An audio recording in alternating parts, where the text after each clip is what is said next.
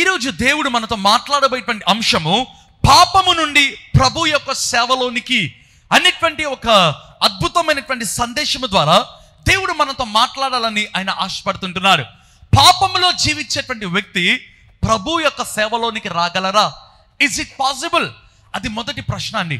రెండవదిగా మరి చూసినట్లయితే పాపంలో జీవిస్తున్నటువంటి వారిని మరి గమనించినట్లయితే వారి మీద ఉన్నటువంటి ప్రభావం అండి, వారు ఎందుకు అటువంటి జీవితంలోనికి వెళ్తుంటున్నారు? మరి చాలా మందిని మరి గమనించినట్లయితే వారి మీద ఉన్నటువంటి ప్రభావం కొన్ని సందర్భాలలో కుటుంబం యొక్క ప్రభావం ఉంటుంది, మరి కొంత సందర్భాలలో స్నేహితుల యొక్క ప్రభావం ఉంటుంది, మరి కొన్ని సందర్భాలలో పరిస్థితులను బట్టి వారు పాపంలోనికి వెళ్ళేటువంటి వ్యక్తులుగా మరి చాలా మందిని మనం చూస్తుంటామండి. అయితే ఈరోజు దేవుడు మనతో మాట్లాడబోయేటువంటి అంశము పాపములో నుండి ప్రభు యొక్క సేవలోనికి అనేటువంటి ఒక ప్రాముఖ్యమైన అంశము ద్వారా దేవుడు మనతో మాట్లాడాలని ఆయన ఆశపడుతుంటున్నారు. ఈరోజు సందేశంలో మనం చూసినట్లయితే కుటుంబమును గురించి మనం ధ్యానించుకోబోతున్నాం. అదే రీతిగా యవనస్తులను గురించి కూడా అండి. ఏ విధంగా ఒక కుటుంబము ఒక వ్యక్తిని మారుస్తుంది, ఏ విధంగా ఒక సమాజము అనేటువంటిది ఒక వ్యక్తిని మారుస్తుంది అనేటువంటి అంశము ద్వారా దేవుడు మీతో మాట్లాడబోతున్నాడు. బైబిల్ గ్రంథంలో చూసినట్లయితే రాహాబు అనబడినటువంటి స్త్రీ మనకు కనిపిస్తుంది. బైబిల్ గ్రంథంలో చూసినట్లయితే సౌలు పౌలుగా మారినట్లుగా, ఆ యొక్క సమరయ స్త్రీ సువార్థికురాలుగా మారినట్లుగా, సో చాలా మంది జీవితంలో కూడా పాపములో జీవిస్తున్నటువంటి వాళ్ళు దేవుని యొక్క సేవకులుగా వాళ్ళు మారినటువంటి సందర్భాలు ఉంటున్నాయి. అయితే ఈరోజు యెఫ్తాను గురించి దేవుడు మనతో మాట్లాడాలని ఆయన ఆశపడుతుంటున్నారు. దేవుని వాక్యంలో చూసినట్లయితే న్యాయాధిపతులు 11వ అధ్యాయము 3వ వచనం మనం చదువుకుందాం.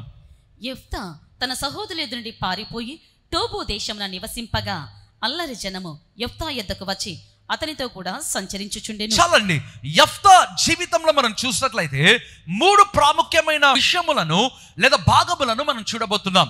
మొదటిది ఏంటిదంటే పాపములో జీవించిన యెఫ్తా, అది మొదటి భాగం. రెండవదిగా ఏంటిదంటే పాపమును ఒప్పుకున్న యెఫ్తా. మూడవ భాగం ఏంటిదంటే అభిషేకం పొందుకున్నటువంటి యెఫ్తా. ఈ 3 భాగములను గురించి దేవుడు ఈరోజు మీతో మాట్లాడాలని ఆయన ఆశపడుతున్నాడు.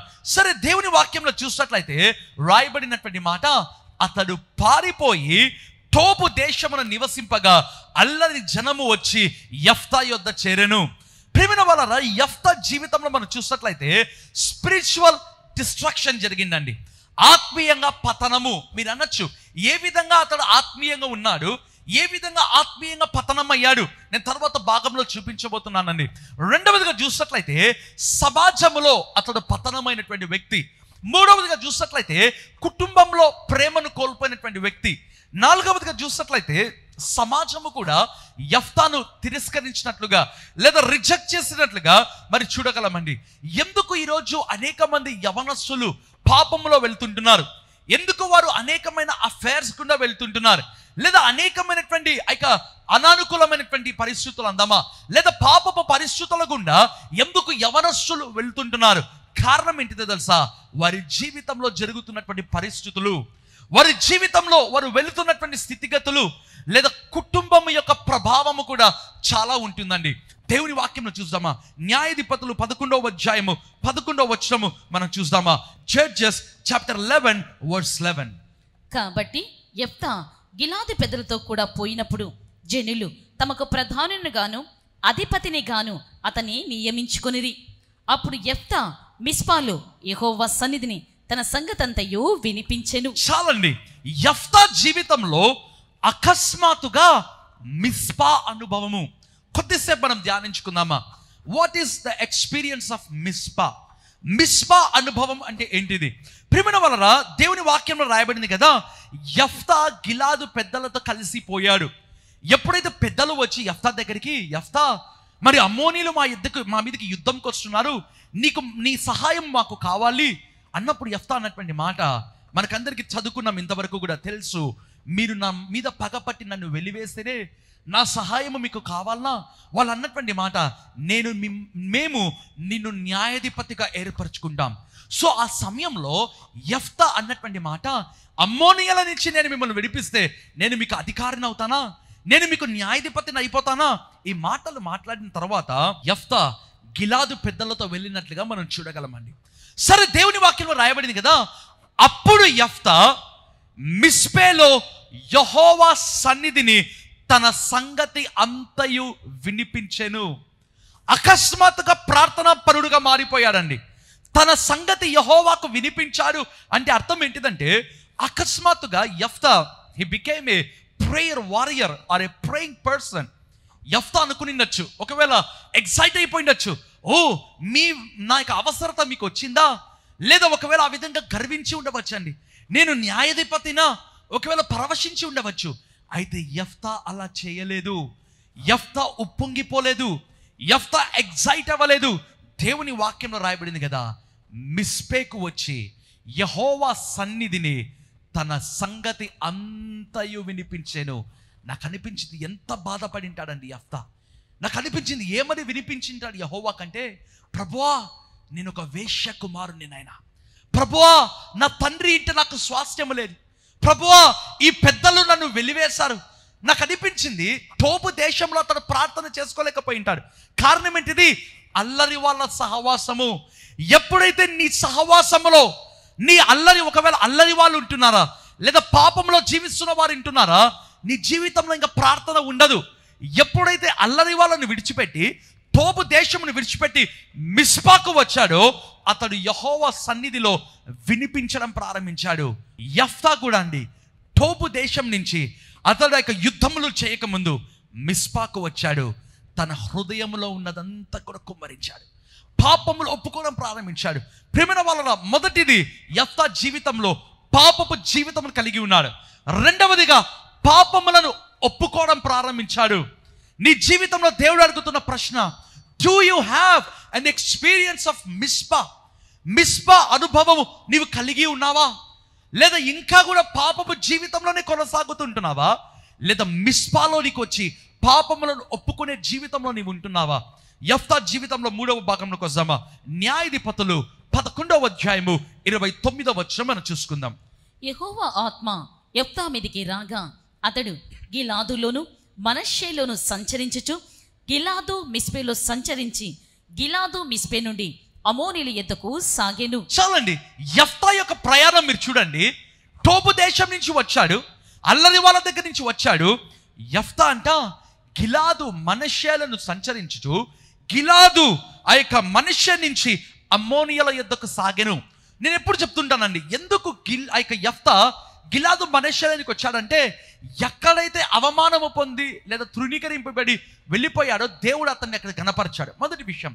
రెండవదిగా దాని అర్థం ఏంటిదంటే, ప్రియమైన వాళ్ళరా, ఇంతకు ముందు టోబు దేశములో ఉన్నటువంటి వ్యక్తి ఒకవేళ పాపము అందమా లేదా ఒక ఫారిన్ ల్యాండ్లో ఉన్నటువంటి యెఫ్తా ఇప్పుడు అకస్మాత్తుగా గిలాదులోనికి వస్తుంటున్నాడు. దేవుని యొక్క పరిచర్య చేయడానికి, దేవుని యొక్క యుద్ధములు చేయడానికి.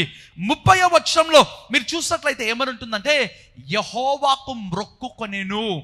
దాని అర్థం ఏంటిదంటే, ఇంతకు ముందు యెఫ్తా జీవితంలో తన యొక్క భాగ్యస్వాములు అందమా లేదా తన యొక్క పార్ట్నర్స్ ఎవరంటే అల్లరి వాళ్ళు, తన యొక్క సహవాసం ఎవరంటే అల్లరివాడు.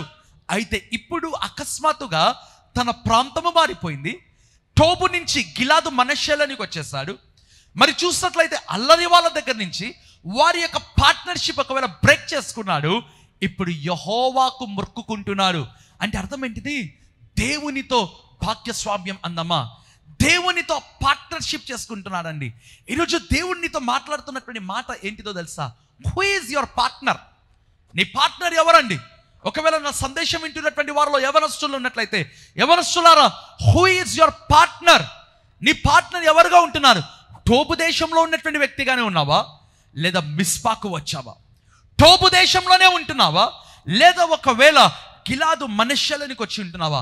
ఆ తర్వాత దేవుడు యెఫ్తాను వాడుకొని బలమైన యుద్ధము చేసే వ్యక్తిగా మార్చాడండి. ఈరోజు దేవుడు యెఫ్తా జీవితం ద్వారా మీతో మాట్లాడిన మాట ఏంటిది? సందేశము. మొదటిగా యెఫ్తా పాపములో జీవించాడు. రెండవదిగా యెఫ్తా మిస్పా అనుభవం కలిగి పాపములను ఒప్పుకున్నాడు. మూడవదిగా పరిశుద్ధాత్మ అభిషేకం పొందుకొని యెహోవాతో భాగ్యస్వామ్యం చేసేసాడు. Partnership. He became a partner with God. దేవునితో జత కలిశాడండి. He became a co worker or co labourer with God. దేవునితో జత పనివాడుగా మారిపోయాడు.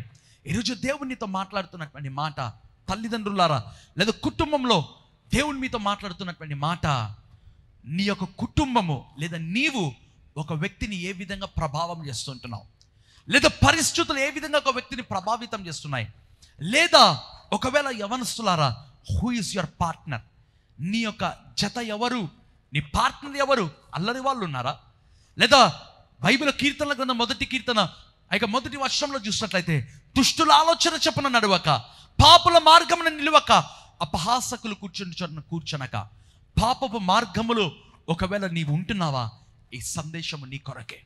దేవుడు మీతో మాట్లాడుతుంటుండగా పాపములో నుంచి బయటికి వచ్చి పాపములను ఒప్పుకుంటూ మిశ్వ అనుభవం కలిగి దేవునిని ఒక పార్ట్నర్గా పెట్టుకోవాలి అని దేవుడు మీతో మాట్లాడుతున్నాడు. హల్లెలూయా. తలలు వంచినట్లయితే ప్రార్థన చేసుకుందామా.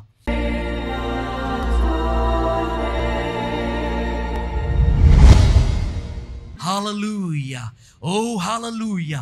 గొప్ప దేవానికి స్తోత్రము నాయనా. పరిశుద్ధుడా పరిశుద్ధుడా పరిశుద్ధుడా, నీకు కృతజ్ఞత స్తుతి ఆరాధన నేను తెలియజేస్తుంటున్నాను ప్రభా. తండ్రి, ఒక అద్భుతమైన సందేశము నాయనా. పాపములో నుంచి ప్రభు యొక్క సేవలోనికి యెఫ్తా వచ్చాడు అనేటువంటి సందేశం అయ్యా ప్రతి ఒక్కరికి మీరు ఇచ్చి వారిని బలపరిచి ఉంటున్నాక నీకు స్తోత్రం ప్రభా. అయ్యా, ఎవరైతే ప్రభా మొట్టమొదటిగా తల్లి తండ్రి ప్రేమను కోల్పోయారు, తన అన్న అక్క చెల్లి తమ్ముడు ప్రేమను కోల్పోయారు, తన బంధువుల యొక్క ప్రేమను వారు కోల్పోయారు, అయ్యా వారి కొరకు నేను ప్రార్థన చేస్తున్నాను. పెద్దల యొక్క ప్రేమ సమాజంలో ఒకవేళ వారు వెలివేయబడి ఉన్నారేమో ప్రభువా, వారి కొరకు నేను ప్రార్థన చేస్తున్నాను ప్రభువా. అయ్యా, వారిని మీరు చేయి పట్టుకొని నడిపించి అయ్యా ఉన్నతమైన శిఖరములకు మీరు వారిని చేర్పించుమని నేను ప్రార్థన చేస్తున్నాను. Lord, I pray, take them into higher levels, my God. అయ్యా, ఉన్నతమైనటువంటి స్థితిగతులలోనికి మీరు వారిని తీసుకెళ్ళమని నేను ప్రార్థన చేస్తుంటున్నాను ప్రభా. తండ్రి, నీకే స్తోత్రము నాయనా. ఎవరైతే ఏ రోగము చేత, తండ్రి వ్యాధి చేత, సమస్యల చేత బాధపడుతుంటున్నారో ప్రభా, అటువంటి వారందరినీ మీరు విడిపించండి ప్రభా.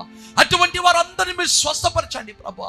అయ్యా, నీకు స్తోత్రము స్తోత్రము ప్రభా. తండ్రి, నీకు కృతజ్ఞత స్తుతి ఆరాధన తెలియజేసుకుంటూ యేసు నామమందు ప్రార్థించి వేడుకుంటున్నాను తండ్రి, ఆమేన్. ప్రేమిన వాళ్ళరా, Joseph Prasanna Kumar YouTube channel subscribe చేయడం మర్చిపోద్దండి. ప్రతి సాయంత్రం 7 గంటలకి టీడీ ప్రసన్న కుమార్ ఛానల్లో లైవ్ కార్యక్రమం ఉంటుంది. తప్పకుండా వీక్షించండి.